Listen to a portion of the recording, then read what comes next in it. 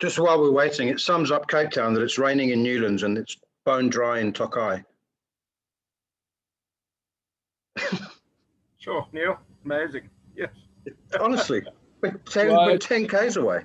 It's actually stopped now, but yeah, through the night. Wow. Yeah, we got some in the night. I was just seeing some pictures of Plet and Stray-Spy and stuff. Cheapers. Like you see, they had hailstones the size of golf balls. It's crazy. I landed last night in the storm. It was really special.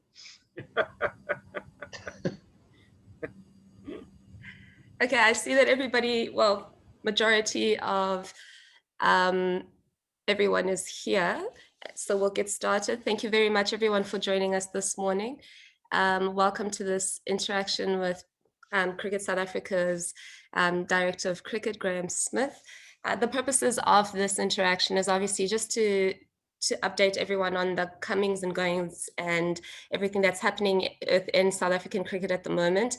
And just for you to also be able to pose some of the questions that I'm sure you've had burning for the last couple of weeks or so with everything that's happened. We would like to keep everything cricket-based, as cricket-based as possible, as much about the game itself as possible. As the Director of Cricket, will not be able to really delve too much into what's happening at executive level because it's not what he's focused on. With all that said, I'll hand over to Graeme and allow him to say a few words to start off with, and then we'll go on to the Q&A section. Over to you, Graeme. Thanks, Sips. Firstly, morning, everyone. It's been a little while, so thank you for taking the time. I hope everyone is keeping safe. Yeah, looking forward to the engagement. I realize that, again, there's been a lot of focus on the off-field stuff in the media. So, yeah, we're hoping over the next few weeks to get focused again on cricket, in particular, our men's national team, and then in the coming months, our women, as they build to various World Cups.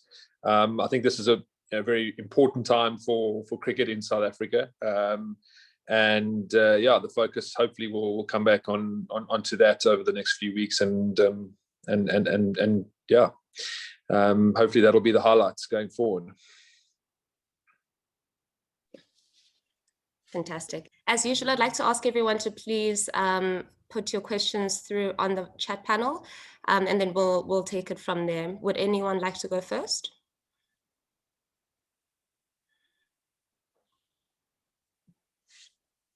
Thank you, Ken. And then we'll follow with Stuart. Graeme, what can you tell us about the Proteas schedule for the next little while? There was talk of a West Indies tour next month, so presumably things are quite far advanced on that. They are, Ken. Thanks. Yeah, I mean, we haven't given an update yet or an announcement on that yet, as we just finalising final arrangements. You know, as with COVID, things always remain fairly fluid. So we're just in the process of finalising venues with the West Indies. We've sorted travel, and yeah, the commitment is to go there. We've got the 2 tests and the 5 T20s, starting beginning of June. So yeah, that's just around the corner. I think the men's team will go into a training camp end of May, in the build up to that. So starting with the 2 tests and finishing with the 5 T20s. Because of the COVID restrictions and the red list, the squad for the T20s in the West Indies will go directly into Ireland for that tour. So we'll finish the 5 T20s, and then whoever's involved in the squad there will go directly into Ireland. It's just impossible to get any new players over Ireland with quarantines and red lists and stuff. We'll have a small break in August, and then the team is scheduled to go in the build-up to the World Cup to Sri Lanka and for a white ball tour, India for a white ball tour, and then obviously the World Cup. Thanks, Graeme. Stuart? Thanks, Abukazi. So, Graeme, this isn't on the field related, but how much relief is there for you as someone in the office at CSA that there seems to be a little bit of a little bit more clarity around the administrative side of things, and does that kind of liberate you a little bit more as far as the work that you have to do? Yeah, look, Stuart, it's as I said before, when I joined CSA, I thought it was sort of at rock bottom. It hasn't been the case. It's been a very challenging period. I think, with the suspensions, it's left a huge workload across the board in, not only managing what you're meant to be focused on, but, other departments trying to keep the operational side of the business afloat has been, really intense for particularly myself and Puletsi. Sort of at the lead of the ops levels, we've really worked hard on trying to keep that going, plus attend many board meetings over the last period. I always joke that it's probably about 50 or 60 since January, but I think just to have that clarity, to have things moving forward, to have the peace of mind, I think that we can actually now start hopefully moving forward and focusing on what our core jobs should be, and getting that at the levels that we want, I think is important. I think everyone just wants to get back and improve and get things moving forward in a positive direction. Thanks, Graeme. Before Ken asks his follow-up, Manners was just asking how the team's going to be traveling to the Caribbean. Can you elaborate on that for us, please? We've booked on via Paris into St. Martin, and then there'll be charters. West Indies Cricket Board will be doing charters from there. Once the venue, we're a long way down the road with the venues, but we've got another meeting with West Indies. We have a weekly meeting with them, just discussing, in particular, the COVID protocols and the venues for the tour. We should be finalising that this afternoon. Thanks, Graeme. Ken?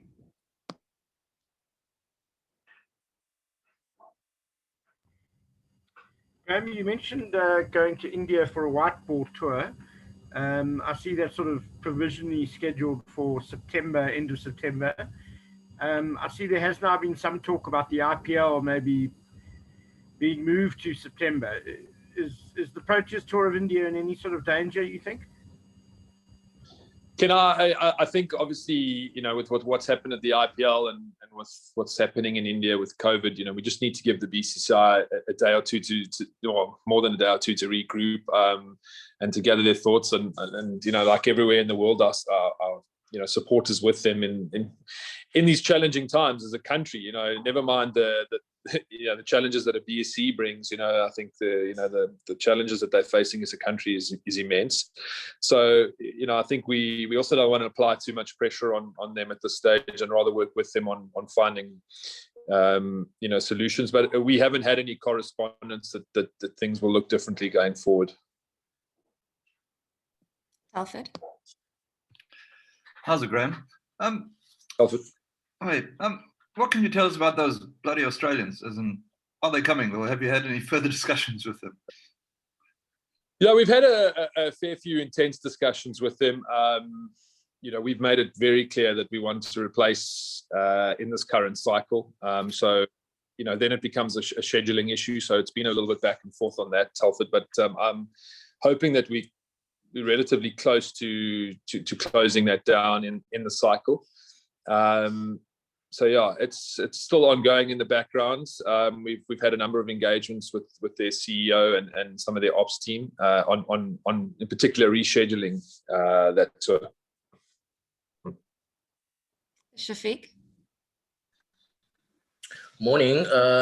Graeme, is there any word on AB de Villiers, Chris Morris, Imran Tahir, and their availability, and will they be considered for the West Indies white ball or the T20s in the West Indies? As far as I'm concerned, AB is a different discussion as he's retired, and whether he would come out of retirement or not. Those are ongoing, I guess, discussions. But in terms of free agents, I think free agents are always available for selection. They're playing a number of T20 leagues around the world. They're probably gaining more and more experience in the format than than most. We've seen the success the West Indies has had in terms of bringing back some free agents before world events. So I think there would definitely be consideration from the selectors, but there's many factors that go into that. Team dynamics, the type of players we have in our system. So the selectors would need to do a really thorough job and consider, I guess, most aspects when selecting the squads in the build up to the World Cup. I think, our focus was always going to be on trying to get our best squad together for this next period in the build up to the World Cup. I think there's potentially 15 to 17 T20s in the build up. The team will be extensively on the road. I think in particular, our run up to the World Cup with, the subcontinent's preparation in Sri Lanka and against India, potentially in India, depending on what happens with COVID. But, I think that is a nice build up, and the team has an extensive amount of time together to really prepare and get things ready for October. Thank you. We had a question from Newsroom Africa. They are struggling with their microphone, Graeme.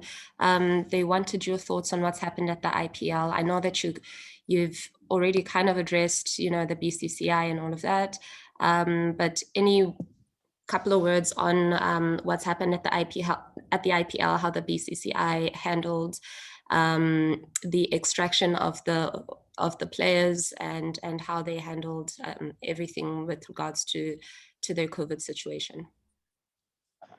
Yeah, I mean, I think they've been exemplary in the way that they've got the players out. I think it's probably, from our own players' perspective, it's been made slightly easier that our borders aren't closed, and there's still commercial travel available for them.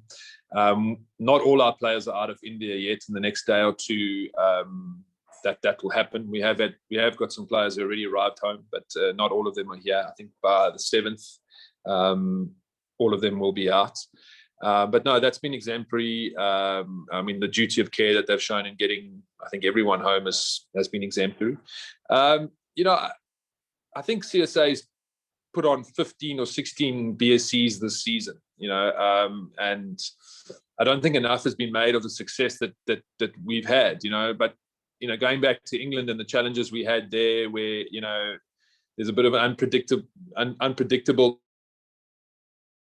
Sometimes you can do whatever you want, but the BSCs, as we've said to everyone, it's never foolproof. I think the fact that we've had such a lot of success in doing it this year, you have to give credit to our doctors, our compliance officers, the work, the way that we run our BSCs. But, when COVID is raging in your country, there's always a risk. And unfortunately, once it gets inside, it's very difficult to predict what's going to happen. So, yeah, no, it's obviously a very challenging time for them. The IPL is a huge tournament in the world of cricket. So yeah, we in no way would we judge. It's just, we, having spoken to the players, they felt safe. They felt that the BSC was, a really good experience in India. They never felt at risk, but, that's the nature of what COVID brings in terms of its challenge. Excellent, thank you. We'll have Hloni followed by Zahir and then Tinus. Okay, morning, Graeme, colleagues. Two quick questions. Are there any fixtures coming up for the women's team? And secondly, I know Mark is on a long-term contract, but in terms of expectations over the next few series that are coming up, what are those? Is there any sort of pressure?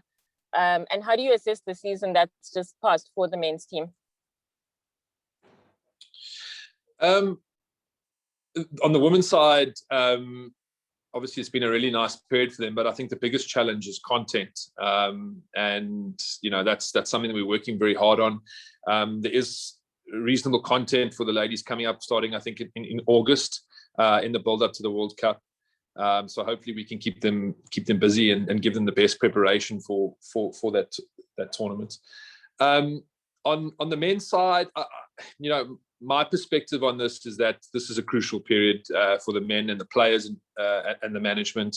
When we started this season, if I think back to November, one of our main goals as a sort of the cricket department was to try and get as much cricket played as possible. And I think we've tapped into about 32 players have played for South Africa in this season. 45 have been kitted out. So we've really, spread far and wide for various reasons. One, we've lost a number of players in build-ups to COVID. Cancellation of 4-day cricket in December meant loads were an issue. We have travelled with different squads because of scheduling with IPL and Australia. So I guess it was a bit of an exploration period for the national team in terms of trying to identify players to take forward.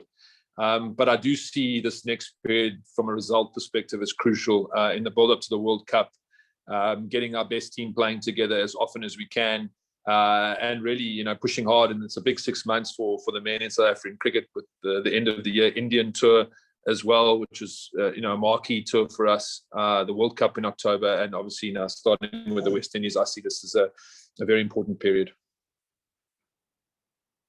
Thanks, Graeme. Zahir, followed by Tianis and then Manas.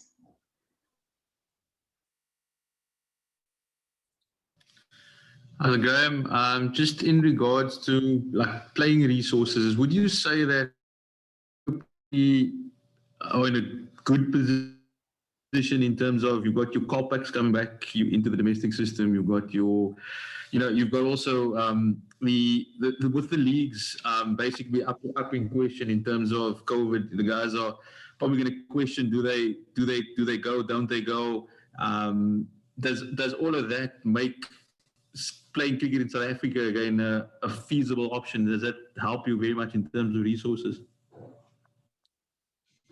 Well, I hope so, Zahir. I mean, obviously, with the restructure, we've been in a chief executive conference for the last few days debating, how the season looks and, the elements of the restructure. So, you want to look at domestic cricket and see that it's strong. There's a number of issues we're trying to drive, in terms of getting our national players playing more out there when the schedule allows it.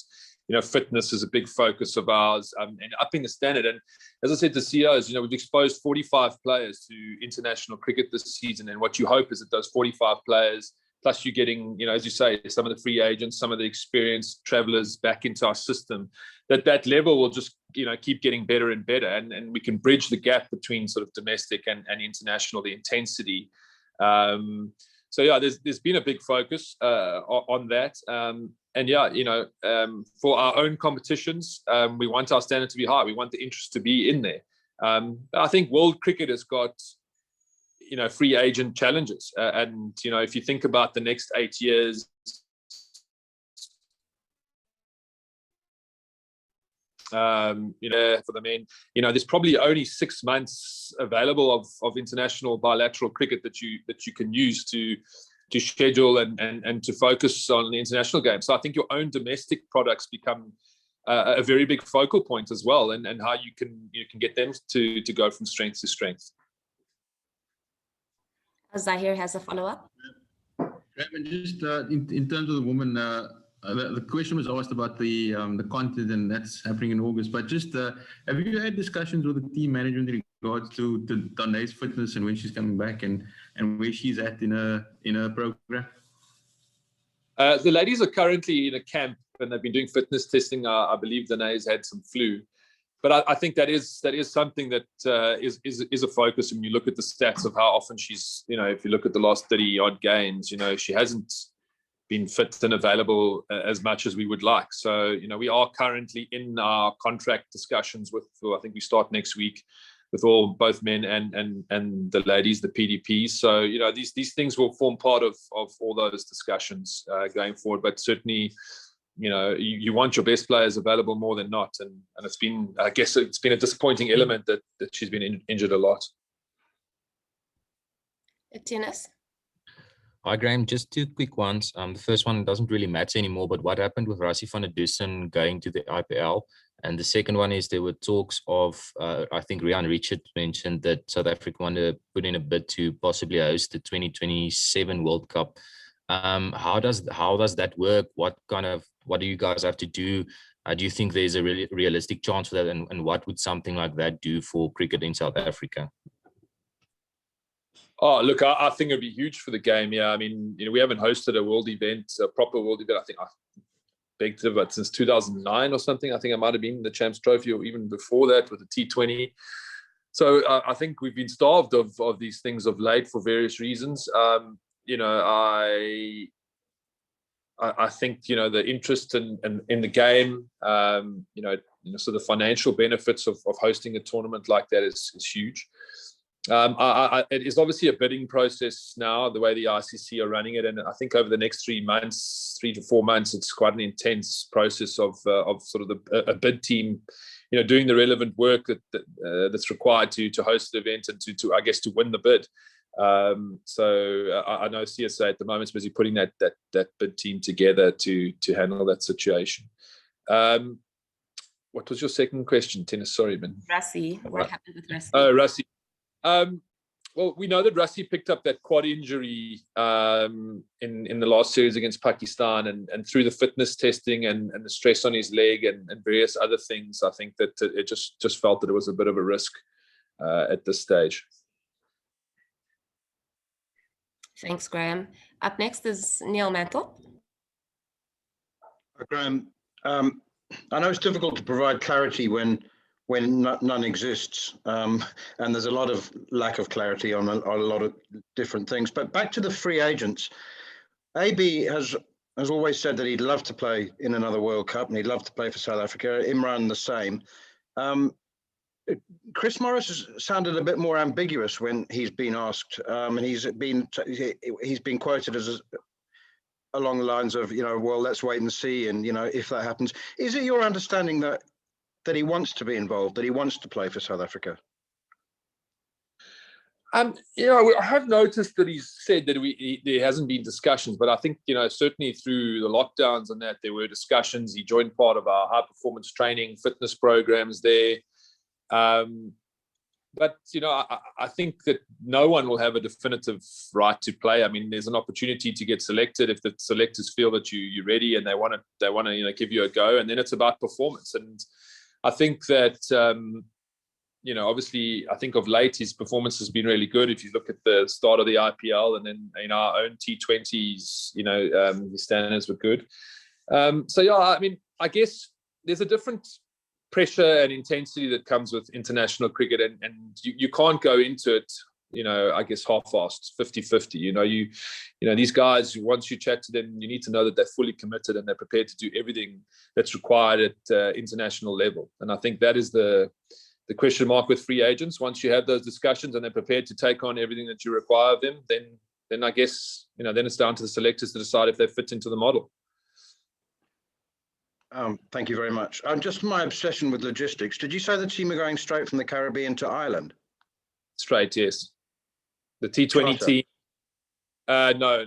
I think they can travel in because they've been in the Caribbean for an extensive period, from what I understand. There will be small BSC quarantines, but coming from South Africa with the red list, it's just an impossible task. Thank you. Leighton, and then we'll finish with Hloni. Hi, Graeme. Just in terms of domestic competitions coming up, do you have the capacity to go into furthermore bio bubbles in terms of the cricket? How costly will that be for the foreseeable future? And is there a plan to if you can't work around things like that? Look, I was having this chat yesterday with some of our ops team. We need to do scenario planning going into the season. Our hope would be that,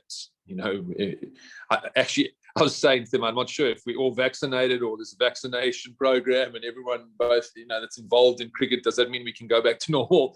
We need to sit with the medical team and work on the data, create scenarios. We don't know how COVID's going to look by the time the season starts. So it's sometimes, to be honest with you, you get caught sort of in between. You're not sure when to commit to BSCs. And last season we put, say, the domestic one-day cup together in sort of three or 4 days over between Christmas and New Year's, and managed to pull that off with our, then our T20 in a bubble.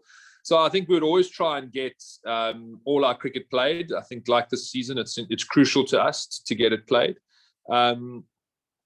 But yeah, I guess the scenario planning over the next month or two, and as you've seen, it's very difficult to predict how COVID's going to look in 6 months, unless we just decide now that we're going to be risk averse and we're going to do it in a bubble. But, you know, if you look at the Indian tour, it's 3 tests, 3 ODIs and 3 T20s. It's a long tour. So there's many scenarios that you've got to look at. Then you've got the domestic products. So if you're thinking, you know, from a scheduling perspective, where you put the domestic, where you put the international, how you're going to mix the venues up, it's a very complex, thing to work through. Thanks, Graeme. Finally, Shoni. Hi again. Just, is there any regrets given how the England ODI series and the Australia tour were handled when you look at what's happened with the IPL and all the experience that South Africa now has with BSEs? Or if not regret, could things have been handled differently potentially from their sides? Oh, absolutely. You know, as I said earlier in a press conference earlier, I think Tom Harrison has been amazing. I think he recognised that as well on the England tour, and that's why we've replaced and things have been handled in such a good manner. You know, you see some of these players sitting there at the IPL and not making any noise, and you know, having had experience of things here, you do see some things differently, and a version of double standards, but. Yeah, it's disappointing, and I think we've made that clear over an extensive period now. I think we've also shown, you know, how successful we've been in our own BSCs this season. You know, I think, you know, Pakistan had been in 5 BSCs before they arrived here. I mean, the feedback we received for them on what we were able to produce here, you know, that in comparison, they said it was probably the best. So, you know, I think these things are unpredictable, but I think we've got a good grip of how we handle it, how we want to do it, and how we roll it out in terms of our testing protocols and, you know, the type of hotels we've used, the mindset we've taken into these things. Our stadiums have been excellent as well, that we've used, you know, extensively, in particular the Wanderers and Supersport Park. So, yeah, I think we've made it clear that we're very disappointed, and yeah, we want to make those things right going forward. Thank you very much, everyone, for joining us for this session. And thank you, Graeme, for giving us your time on this very, very special day for you and your family. Wishing everybody a great day, and we hope to chat to you soon. If anybody needs any follow-up questions or anything like that, please don't hesitate to contact me. I'll make this recording available as soon as possible. Take care, and everyone keep safe. Thank you. Thanks. Thanks, Graeme.